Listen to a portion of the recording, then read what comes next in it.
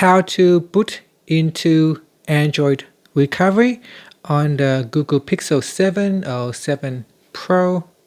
Okay, first you want to power off the device. Once the phone is switched off, we need to press on the power button plus the volume down key. Press on both keys at the same time, press and hold like this. Then release the button once you see this screen.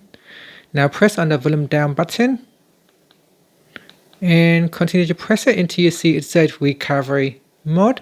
Then press on the power button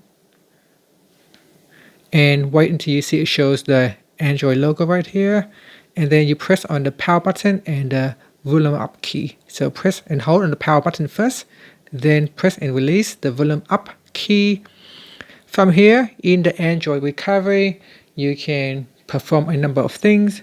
You can reboot the system, reboot to bootloader, you can wipe data or factory reset, you can apply update directly from ADB or from SD card, you can run graphics tests, and so on.